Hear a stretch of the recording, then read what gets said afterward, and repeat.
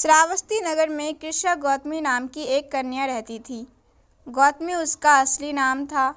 काम करते करते वह जल्दी थक जाती थी, अतएव लोग उसे कृषक गौतमी के नाम से पुकारते थे।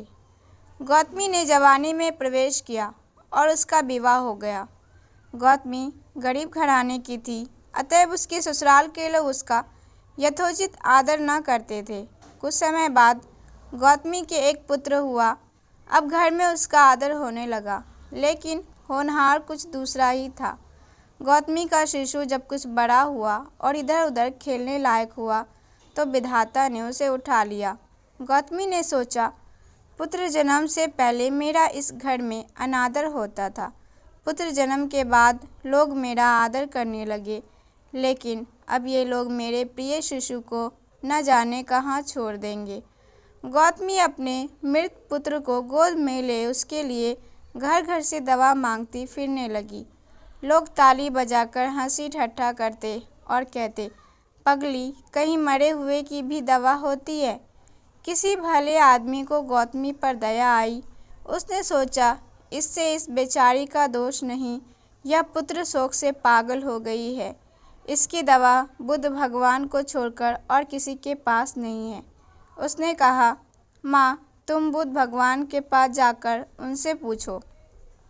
गौतमी अपने शिशु को गोद में ले जहाँ बुद्ध पालथी मारे बैठे थे पहुँची और अभिवादन करके बोली, महाराज, मेरे पुत्र को दवा दीजिए। तथागत ने कहा, तूने अच्छा किया जो यहाँ चली आई। देख, तू इस नगरों में से जिस घर में किसी की मौत न हुई हो, सरसों के दाने मांग ला, फिर मैं तुझे दवा दूंगा। भगवान की बात सुनकर गौतमी बहुत प्रसन्न हुई और सरसों के दाने लेने के लिए चल दी। पहले घर में जाकर उसने निवेदन किया, देखिए, बुद्ध भगवान ने मुझे आप लोगों के घर से सरसों मांगकर लाने को कहा है। आप लोग सरसों देने की कृपा करें।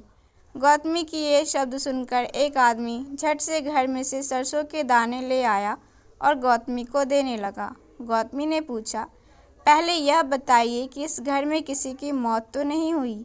यह सुनकर घर के लोग आश्चर्य से कहने लगे, गौतमी, ये तो क्या कह रही है? यहाँ कितने आदमी मर चुके हैं, इसका कोई हिसाब है? गौतमी, तो मैं आपके घर से सरसों न लूँगी। गौतमी दूसरे घर गई। सब जगह उसे वही जवाब मिला। उसने समझा, शायद सारे नगर में यही बात हो।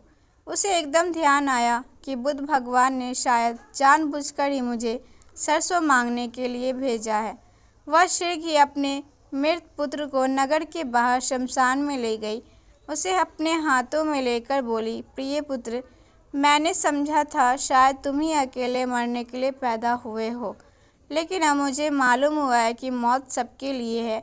जो पैदा हुआ है उसे एक न एक दिन अवश्य मरना है। इतना कहकर उसने पुत्र को शमशान में रख वहाँ से लौट आई।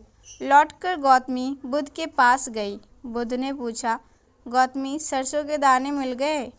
गौतमी, भगवान, सरसों नहीं चाहिए, उनका काम हो गया है।